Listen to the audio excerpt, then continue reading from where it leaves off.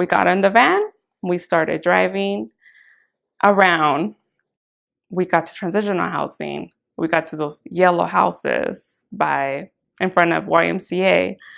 I remember those houses. I was just kind of waiting for the moment that she would say that house in the back was part of transitional housing.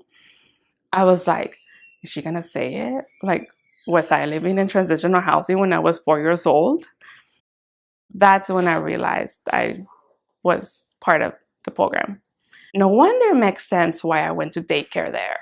It makes sense why we were only here for a year. It makes sense why we were showered with gifts on December. A house was furnished. Like, we had everything. We walked in there and all we had to put was a TV. Because we had beds, we had sofas, we had everything, a refrigerator, a table.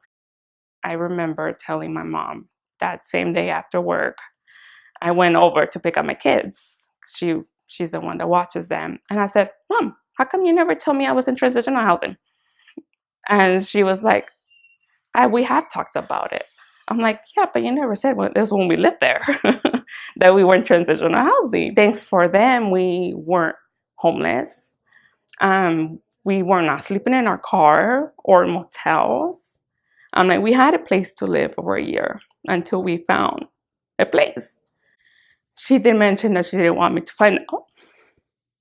My parents mentioned, I'm like, they felt like they failed us as parents, that we didn't have a place to live. And that's the reason why we were there. That we were there because we were being helped, not because they're the ones providing the help. So she did mention that she didn't want us to find out that we were living in a program because we didn't have a place to live. Like I told her, I don't hate you for that.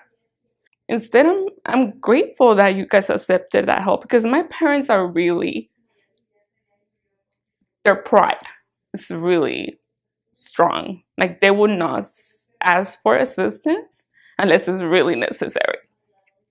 So I got to, I'm like, I'm happy that you guys didn't allow us to be out in the streets, that you guys took that help. And ever since then, I mean, we never went through a crisis like this until they lost their home. Growing up, I always told myself, I don't want my kids to do that. I don't want my kids to go the same thing I went through. I am a mother of two.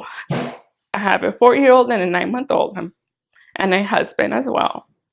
I'm like, thankfully, they haven't gone through none of that yet, and hopefully they're not, and they never do.